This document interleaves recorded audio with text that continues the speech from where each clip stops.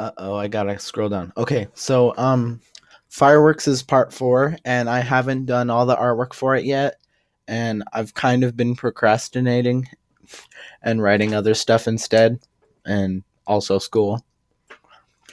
And what happened is I really wanted to start work on the Terraria board game that I'm making again, but I lost most of the pieces, so I guess I have to redraw it.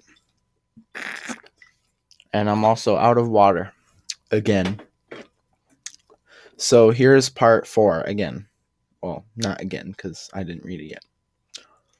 When I say wanted to experience it like it was the 20s, I'm not talking about the 1920s. I'm talking about the 2020s, and I'll call out the year if it is before the 2000s. An answer gone unanswered will be answered in a parallel universe. Existence is classified in unrecorded dimensions. And this person said that. I don't know why I put quotes here, but yeah, it's just talking about quantum theory and stuff, I guess. And a superstructure is a single building that measures 7 to 11 skyscrapers tall and is composed of stacked buildings without any rhyme or reason other than an elevator, ladder, or staircase to link the buildings together. A supercluster is a cluster of superstructures that make up an entire society with functioning markets and housing. And those are the two words that don't really have a definition to people because they're just randomly in here. John Hassler was an optic photographer. The year 2054's photographers were much different from the early 2020s. Contact lenses had been invented that allow the user to take snaps directly from what they see, and John's work had been top level, the best of his kind. Recently, he had gotten word from his staff at the photographer's cave that there was a place that he should go. Garrett had come back with some amazing pictures that he'd taken from the old 2035 style DSLR 120. He had kept the information for at least 15 years since all of the DSLR 120s had been shut down due to the sheer age that they had existed. Luckily, the images hadn't been lost and had been printed before the shutdown. The colored images sprung with life, and the technicolor form of the shape swept across the surface like a sea of flowing paint. John was instantly hooked. He had collected information on where the location was and had decided that it was where he wanted to go, slightly northwest of White Sulphur Springs in West Virginia. That is the location of Blood Lake. The only way to get to it was by driving up Village Run Road, but it was now heavily guarded by the government, so the only way to get inside it was to sneak in at any time through the different route. The road continued upward for about another 70 meters, and then after a while the map cut off. The quick search he performed on Google looked like it went straight into the trees and cut out, but that's where it was. The lake was there, but they cut it out because it was known for swallowing people. Once someone enters, they cannot leave, but apparently Garrett was a special case, so they took it off the map so you could not find it. But Garrett found it. The government wasn't protecting it at all that the time was the map was created or when Garrett got in. The map wasn't that good because the last satellite image of it was taken around 2020, and Garrett made a map for John after he got out of Blood Lake. He took the image straight from Google, but edited it and labeled everything that John would need to get in. He always liked a good challenge. And, oh dang, I really wanted to zoom in on this image. But this is the undercover government official here. This is White Sulphur Springs.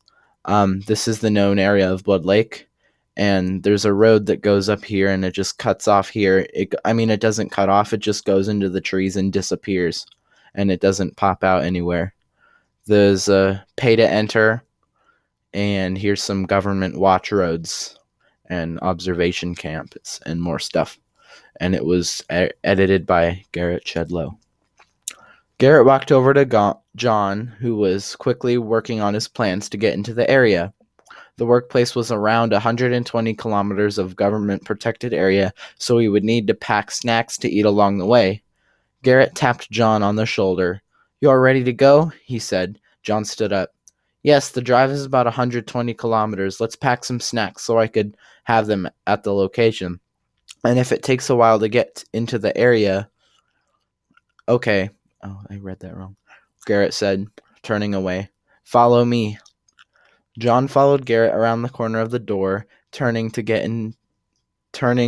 in the direction he went.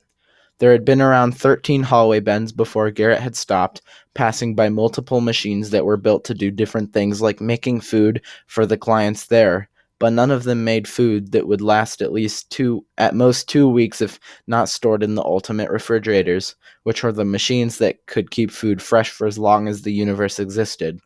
They had used a revolutionary scientific invention inside.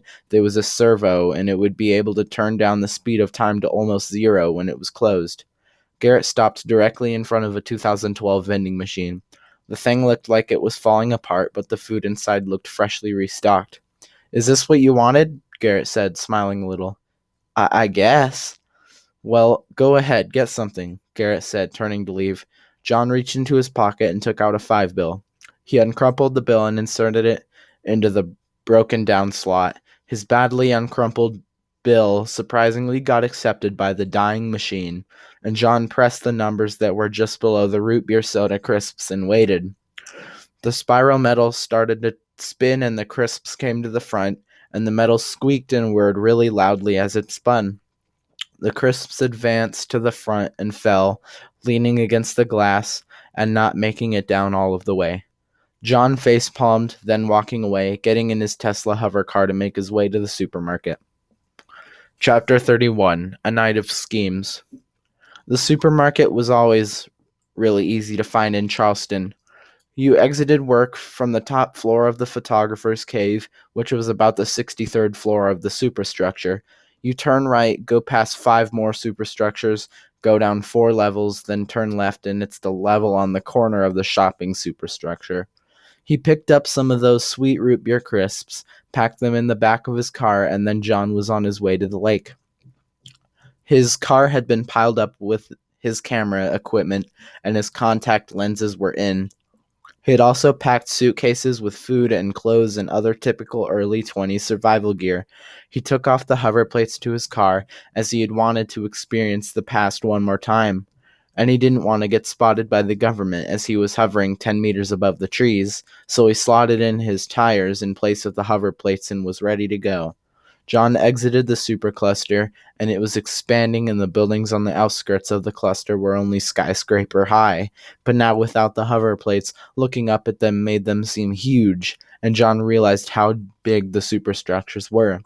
The individual superstructures were measured in skyscraper height, which is about 300 meters, and the buildings usually stood 7 to 13 skyscrapers high. John looked out the top windshield of his car, knowing that the only people that would be driving on the ground would be people that couldn't afford the new Dyson V1 hover plates. There was only one brand, and the one brand made only one version. It was quite strange how the company he bought his car from, Tesla, hadn't made the hover plates.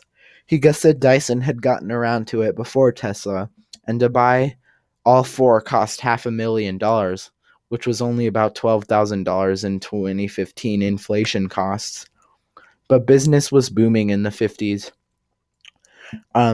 Everyone was making money except a few poor souls who needed to climb the stairs and take the elevators to get to the upper levels of their superstructures. John looked down as he exited the cluster, coming back into nature again.